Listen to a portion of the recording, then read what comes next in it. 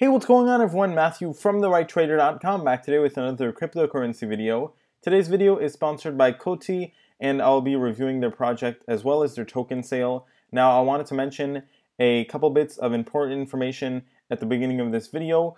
First off, their KYC whitelist is open from the 21st to the 23rd of May. Their pre-ICO starts on the 4th of June to 6th of June. And their new ticker is COTI for when they hit CoinMarketCap and exchanges. So COTI stands for Currency of the Internet, and their goal is to basically be a full-on payment system that's better than what we have now, because we've already seen that a lot of cryptocurrencies out there are limited by transactions, speed, things like that, and they're just not suitable right now for real-world use. And they're not what true digital currency is supposed to be. They're focusing specifically on payments, and what's interesting here is you probably know that a lot of cryptocurrencies are kind of venturing off into other things, maybe more platform-based. COTI is really trying to be a payment system, and they're sticking to that, which I think is really good. They're really trying to be an actual digital currency and nothing more, nothing less. Let's go ahead and take a look at the team here. A lot of great people, a lot of blockchain experts. You can see that on the advisors list as well. We have some really interesting people like the former CIO and MD at BlackRock, huge investment institution for investments. We have Stephen, the former CEO of Investec Bank in the UK.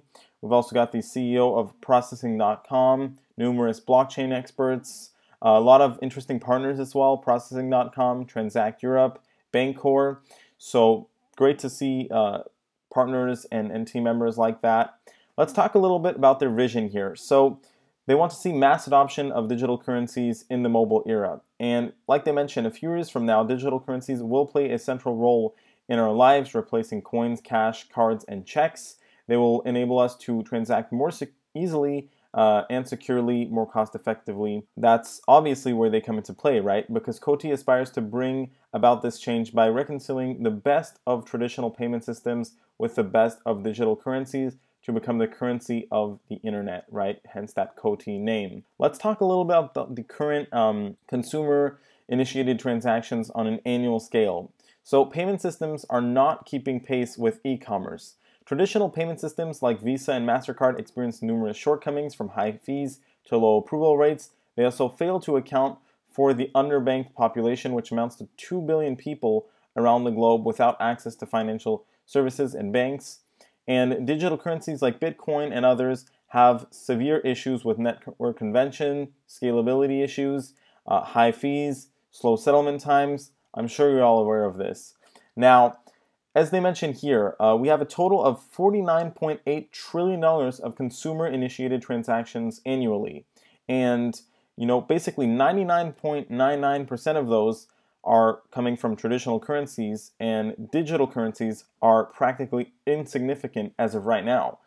I think that you can all expect this to change over the next couple years, as digital currencies will become even more important as, e-commerce, the internet, grows even more. Digital currencies are really set up to capitalize on this shift and take a much larger percentage of those annual transactions. And remember, that's $49.8 trillion. The cryptocurrency market cap, the whole cryptocurrency market isn't even at $1 trillion. So there's so much more room to grow, and COTI will be set up to capitalize on that. Now let's take a look at the solution that they're proposing here. They want to really create a digital currency that is built for payments on every side of things. So here they have an entire payment ecosystem, which is based on the DAG-based consensus model, as well as a trust scoring engine, mediation system, currency exchange, decentralized governments, and you can see that on the little picture here. So they're not just focusing on being a simple currency. They really want to be a whole payment ecosystem, right? That works for buyers and sellers. And of course, they're using that DAG model, which is a consensus algorithm that's seems to be more effective, basically. And we're seeing a lot of cryptocurrencies actually shift towards that. A lot of them have been successful for the time being. And it seems like, at least to be a true digital currency used for transactions, it seems like it's just a better method all around. Now, their payment network was designed to take over the traditional payment systems where they left off, and basically instantaneous transfers, low to zero fees, cost-effective buyer and seller protections. Those are all things that they really want to integrate in their platform that other cryptocurrencies don't have right now. So they also, as far as the technology is concerned, have a distributed ledgers that outpaces current cryptocurrency standards. And once again, that's because of the DAG-based system. Greater network usage leads to improved scalability, and that creates a positive correlation between the number of network users and the rate at which transactions are confirmed. Once again, they have that safety net with the trust scoring system, mediation system, and things like that. So moving a little bit forward, we're now going to talk about some of the key milestones on COTI's journey to improve payments. And over here at the beginning of their roadmap, we can see that from May to July 2018 is going to be their ICO stage. August 2018, we're going to have the launch of the AlphaNet at the basic scale. For September 2018, we're going to see the exchange and wallet launch in beta form. October 2018, mediators and merchants onboarding. November 2018, exchange and wallet going to be the full launch of that. For December 2018, we're going to see the testnet launch at large scale. And moving onwards towards 2019, in January, we're going to see integrated decentralized KYC and AML solution. We're also going to see in February 2019, merchants and mediators ramp up. For March 2019, there's going to be the debit card launch, and May 2019, scale-up tests.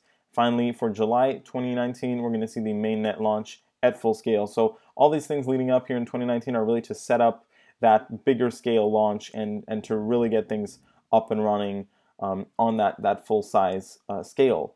So let's go ahead and talk a little bit about the white paper and some more technical information. I did want to also jump in and talk a little bit about the great ratings that it received on ICO websites. We got a 4 out of 5 out of 17 expert ratings on ICO Bench, and also got an 8.8 out of 10 on ICOmarks.com. So great ratings there that I wanted to mention.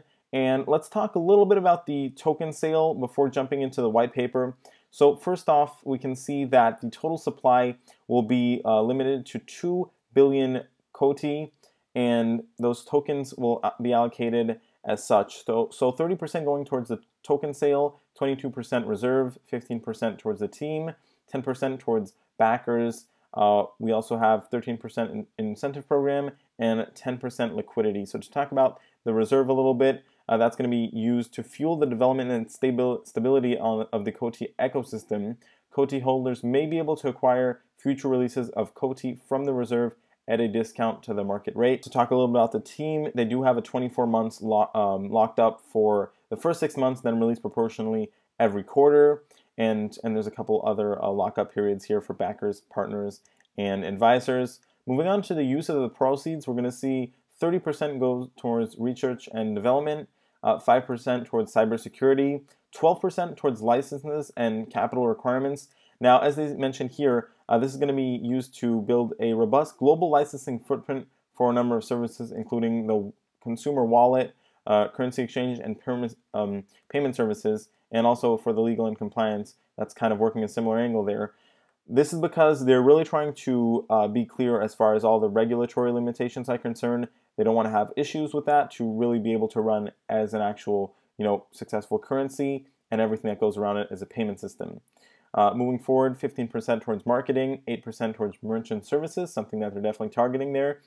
7% towards market maker, 7% towards the COTI fund, which is going to be used to invest in other ventures that build upon COTI's technology. So also working on what's happening, kind of around COTI, and 77% towards operational expenses. You can read up on the rest of the details here. Pretty much gonna mention as well, I already talked about the lockup period. I did want to mention that additional reserve. So basically, in order to ensure that the COTI network is able to introduce additional tokens into the supply at a later stage, an additional 2 billion COTI will be created and locked in reserve.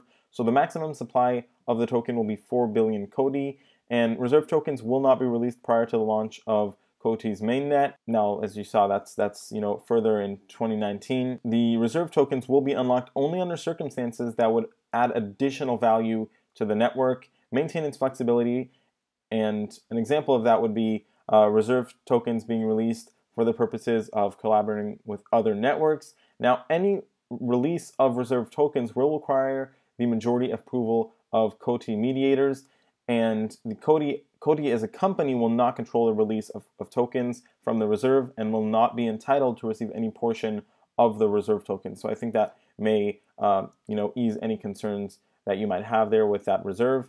Now let's jump over to the white paper, and they talk, of course, about an executive summary, right? Everything that's going on, some of the current issues in payment systems, and their solutions to all of that. We're going to go into a bit more detail in just a second. Talk as well about those cross-border e-payments, marketplaces, things that they're targeting like that. Everything that has to do with cryptocurrencies in general. I'm not going to go into the details there. I really want to talk about this right here, which kind of mentions the objectives, and I feel like this gives you a really good overview of what COTI is trying to be. So I'm going to go ahead and zoom in just a bit here. On this chart, we can see the factors and basically a little comparison between COTI, card networks, so traditional payment systems, and other digital currencies out there, excluding COTI, right? So first of all, for governance, card networks are centralized. We all know the problems that creates. Digital currencies are decentralized, and COTI will be as well. So that's kind of different from something like Ripple, for example, which is a bit more centralized. Scalability, we have high scalability and fast transaction times on card networks. However, digital currencies, most of them are actually very slow, right? Only 20 transactions per second, which is kind of embarrassing, and 15-minute confirmations for things like Bitcoin and Ethereum. COTI's objective is to reach 10,000 plus transactions per second with instant confirmations. Once again, that's only possible using the DAG system. Reliability, card networks are low, particularly in cross-border contexts, makes it very complicated. Digital currencies low as well. COTI's objective is to be high, irrespective of industry or jurisdiction. Once again, working that legal side of things and regulatory side of things to not have issues there and being cleared. Buyer-seller protection, it is available on card networks, however it's centralized and costly. For digital currencies, there are none. COTI's objective is to have buyer and sellers protections be decentralized while still being efficient, which I think is really good and something that's really lacking in other digital currencies that are targeting payments. For transaction costs, card networks have high costs. For digital currencies, typically low cost. COTI is actually trying to get zero, anywhere from very low cost to no cost at all. Now, for the trust model, we have also a trust-based for card networks. For digital currencies, it's trustless, which causes some security issues, and COTI's objective is to be trust generative. Now, the ease of use. Card networks is easy for buyers and sellers. This is pretty straightforward. You don't really have any problems when you're using your cards at restaurants and things like that. However, for digital currencies, it's pretty complicated, right? And COTI's objective is to make it easy for buyers and sellers. Now, moving onwards towards compliance, obviously card networks are fully compliant. Digital currencies, however, are largely unregulated, and we know that there's always kind of scares about that every other week, it seems like. COTI's objective is to be fully compliant and welcoming of regulation, not trying to dodge anything. They really want to make sure that there's no hiccups there and that they can move in a very, clear, non-limited way, which I think is really important, right? And it is holding a lot of cryptocurrencies back, so I think it's really something that has to change there, is to be more welcoming of that. And like I mentioned, that's something that COTI is planning on doing. Talk more a little bit about that payment system. They have a mediation system, so those are going to be for kind of solving disputes like billing errors, inadvertent transfers, unauthorized charges, undelivered goods or services, any kind of disputes like that. They have things set up in place to fix that, like the trust scoring system for just an additional layer of security.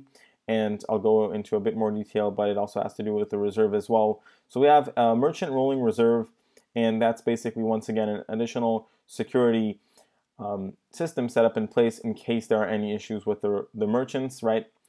There's a certain amount that's always put in reserve in case there's an issue, right? So the rolling reserve is used when a merchant has lost a mediated dispute and is required to compensate the customer that's where that buyer and seller protection comes into play. Now they talk a little bit about COTI as a native digital currency on the COTI network. We already talked about a lot of this. For mediator, they have stakes and payouts, which will be denominated in COTI coins. We already talked about the merchant rolling service. Node operators, so operators of all node types will be incentivized in COTI coins. And for fees, all fees incurred in the course of using COTI's network, whether it's payments, mediation, node oversight, anything, that's all payable in COTI coins. So that's why it really is a native currency on the network. They also have that currency exchange that they want to build up. The reasons for that are, first of all, it serves as an enabler for cross-currency payments by providing network participants a straightforward mechanism for paying and receiving whichever currencies they choose, regardless of certain counterparties' preferred currencies. Second, it provides end users with a direct mechanism for transferring their holdings from one currency to another. Really important, and something that's not that easy right now in the crypto space. And third, it is an enabler of the market-making activity in which COTI's native currency serves as the common denominator amongst all other currencies. So they really want to aim for seamless interoperability. Of course, decentralized governance. And to talk a little bit about applications and services, COTI is actually developing a suite of applications and services that will provide consumers, merchants, mediators with seamless connectivity to the COTI network. So things like wallets and stuff like that, but just to give you an idea, you can see it right here on this little picture, but they're really just trying to be a very simple, easy to use service, right? Something like PayPal, but of course, using that digital currency aspect of things, but to be as simple as when you're buying something on Amazon, no questions asked, it works every time. That's really what they're aiming. And of course, they're working on the merchant side of things to make that as easy as possible as well. Once again, I mentioned that they are targeting that regulatory acceptance, and COTI's legal advisors are laying the licensing and regulatory foundations that will enable the COTI network and its native currency to achieve global scale and reach. So that's really how they're going to be able to, be used in such a non-restrictive manner. Now, licensable activity for payments and money services, as well as exchange and e-wallet services. That completes our review for COTI. With that being said, if you're interested to learn more about them, I will have a link at the top of the description of this video. Thanks for watching. I'll see you next time.